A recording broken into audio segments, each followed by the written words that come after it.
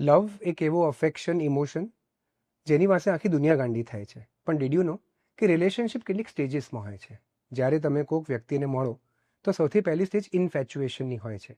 મતલબ કે તમે એને જોયું, એના અવાજથી, હાવભાવ, પર્સનાલિટી, દેખાવથી તમે એના પ્રત્યે આકર્ષિત થાઓ છો. ઇન્ફેચ્યુએશન ફેઝમાં તમે એકબીજાને ઓળખતા નથી, પણ એકબીજાને ચાહવા માંડો છો. જેના પછી આવે છે અટ્રેક્શન ફેઝ. અટ્રેક્શન ફેઝમાં તમે વ્યક્તિ જોડે વાત કરવાનું ચાલુ કરો છો. તમને એના વિશે બધા જ પોઝિટિવ્સ ખબર પડવાની ચાલુ થાય છે.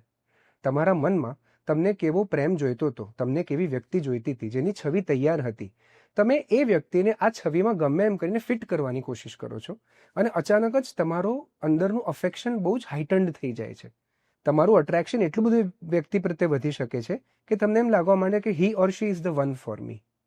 પણ જ્યારે આ સ્ટેજ પૂરી થાય ત્યારે અટેચમેન્ટ ફેઝ આવે. અટેચમેન્ટ ફેઝની અંદર હવે એકબીજાને નેગેટિવ્સ ખબર પડવાની ચાલુ થાય છે. જ્યારે તમને તમારા પાર્ટનરનું કંઈક નેગેટિવ ખબર પડશે તો તમે ચીટેડ ફીલ કરશો કે એ તો બદલાઈ ગઈ છે, એ તો બદલાઈ ગયો છે, એ તો ક્યારે આવા હતા જ નહીં.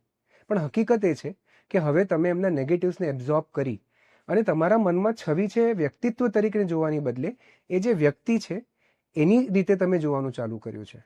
આ સ્ટેજની અંદર એ વ્યક્તિ અને તમારા મનની અંદરની છબી, આ બંનેમાં બહુ જ તફાવત આવે છે. મોટાભાગના રિલેશનશિપ આ અટેચમેન્ટ ફેઝમાં તૂટી જાય છે, કારણ કે આ લોકો ફીલ કરે છે કે અમે ચીટ થયા છે રિલેશનશિપમાં. અહીંથી આગળ કેટલાક સંબંધ વધી કોર્ટશિપમાં જાય છે, જે મેચ્યોર રિલેશનશિપ તરફ જાય.